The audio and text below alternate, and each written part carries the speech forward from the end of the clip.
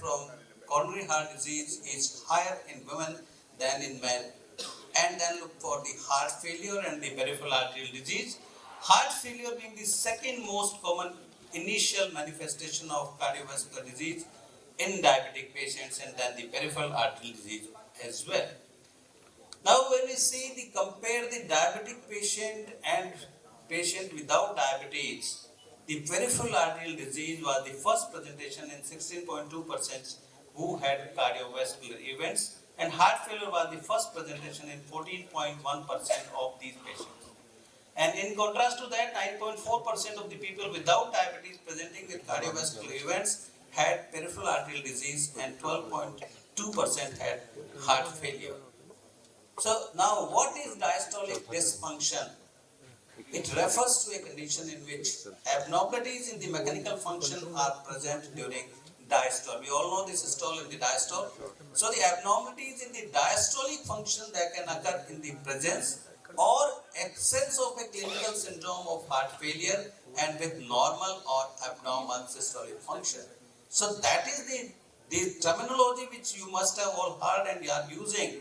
The heart failure with preserved ejection fraction, heart failure with low ejection fraction, moderate ejection fraction. So it comes from that, and even in the absence of the clinical syndrome, there may be abnormality in the diastolic function. And all those who are getting the echo of their patient done, it is written that diastolic dysfunction grade 1, and we say, patient asks, what is this? We say, no, don't worry, this is nothing. But that is not nothing. That should be treated.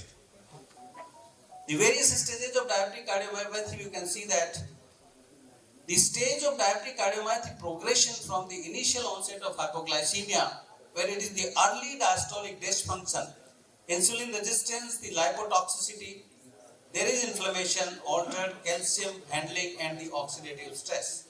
So this all leads to the mid part of the diastolic dysfunction, and that comes when there is diastolic dysfunction plus minus the systolic dysfunction, and it is because of the increased AGEs and RAS activation, there is fibrosis, hypertrophy, and then the apoptosis. Now it enters the next stage, and that is the late stage, in which is diastolic dysfunction plus systolic dysfunction also, that is in the heart failure, and it is because of the microangiopathy, the hypertension, and ischemia. Now coming to ultimate, that is the final, where there is death from the cardiovascular disease in the diabetic patients is because of the microangiopathy and the coronary artery disease. And please do not forget the microvascular component also, microvascular component and microvascular angina in these patients. The diastolic physiology, we know that the S and D waves correspond to the systolic and the diastolic filling from the pulmonary veins, and the E and A wave correspond to the early and late atrial filling of the left ventricle across the mitral wall. And these are the various stages of the diastolic dysfunction. Normal, stage 1, when there is impaired relaxation and abnormal relaxation.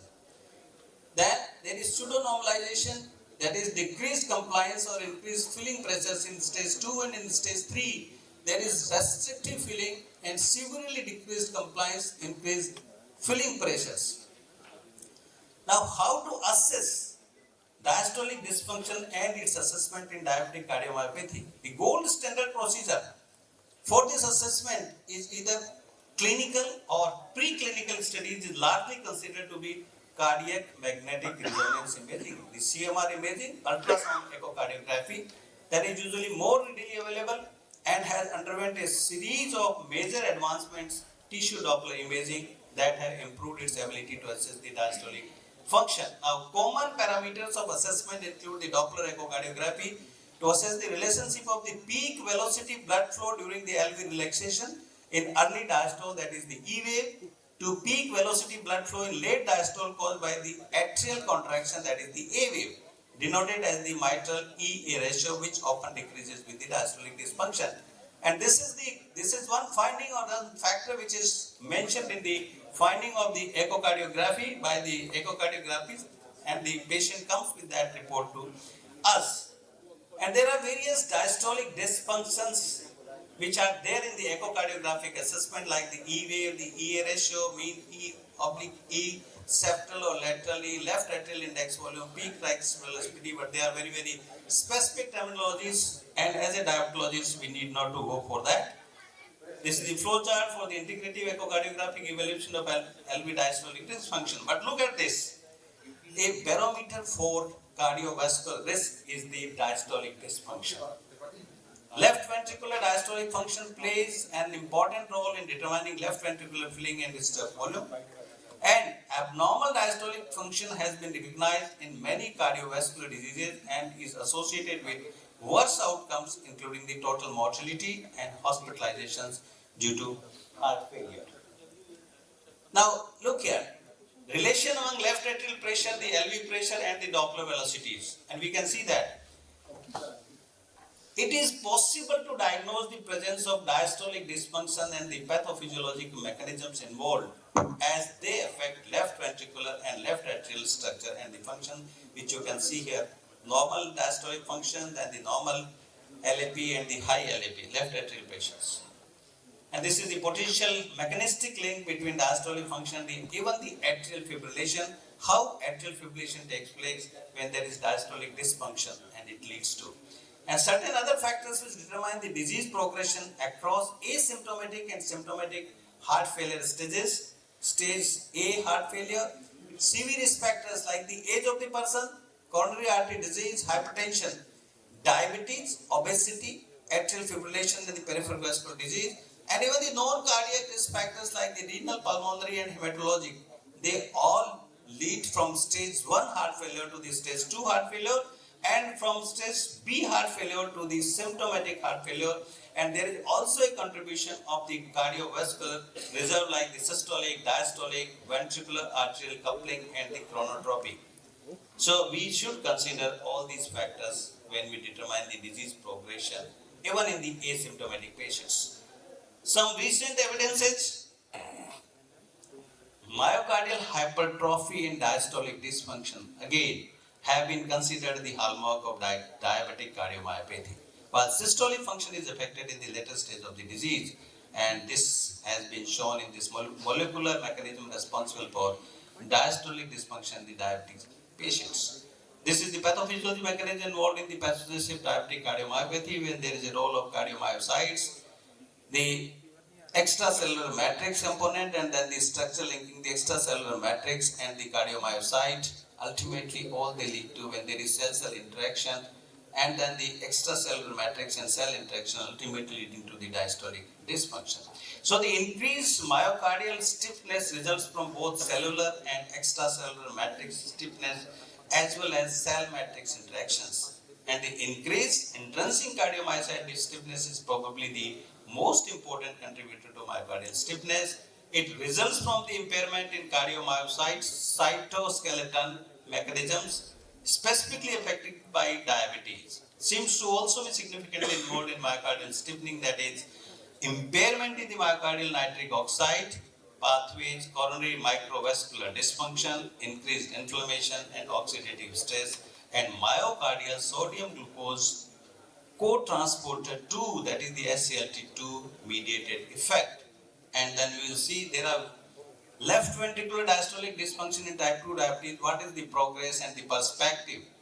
The early cardiovascular manifestations in diabetes is high on international research and prevention agendas, given that cardiovascular events are the leading cause of death for all diabetic patients.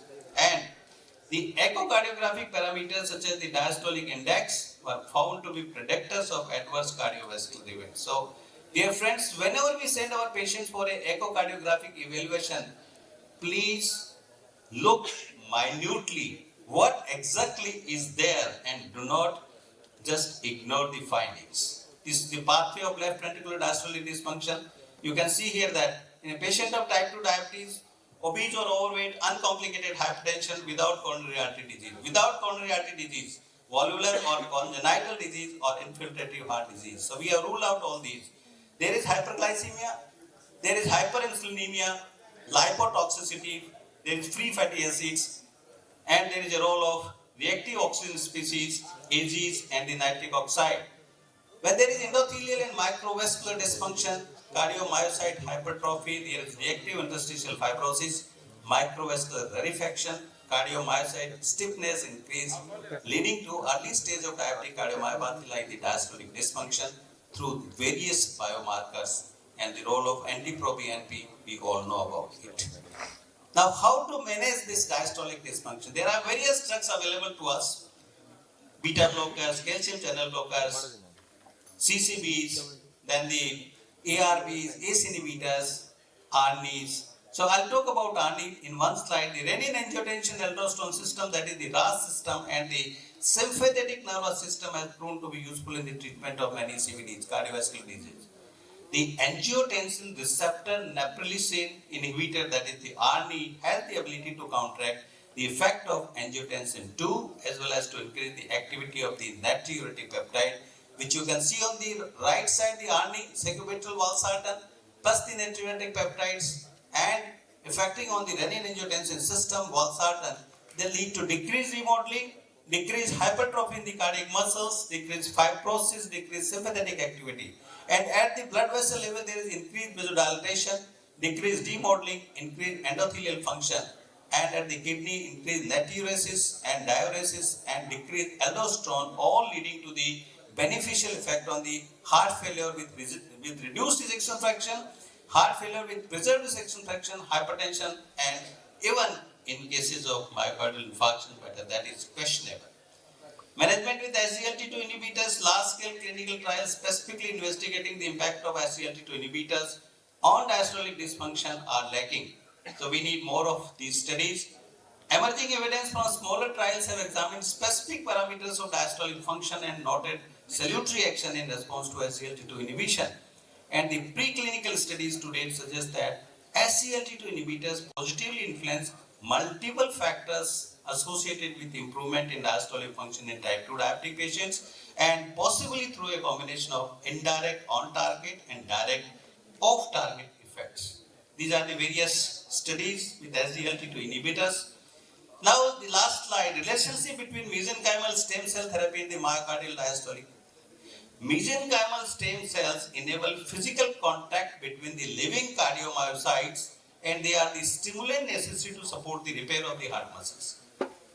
So, the mesenchymal stem cells seem to be a promising therapeutic agent for cardiac regeneration in myocardial diastolic dysfunction. So, this is to come.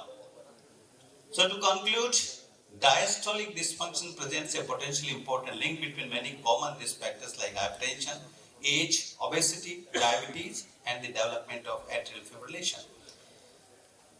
The decision to treat or not to treat becomes a pivotal point in the journey of managing diabetes and preserving cardiovascular health, which I have already spoken about, and the impact on the quality of life for individuals grappling with both diabetes and diastolic dysfunction is undeniable, making it imperative for healthcare professionals to adopt a holistic perspective. And dear friends, in the tapestry of diabetes management, treating diastolic dysfunction is not an isolated threat, but an integral pattern in safeguarding cardiovascular well-being. So there is no question of not treating diastolic dysfunction.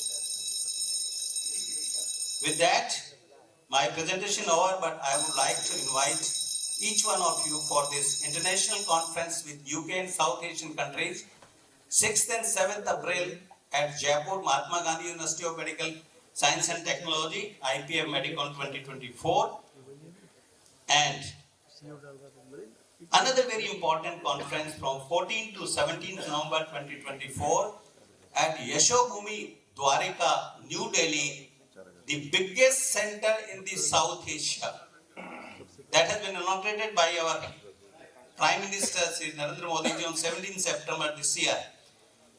And we have planned, everybody is invited for both the conferences. Please block your dates. And with that, I thank you everybody. Thank you, sir.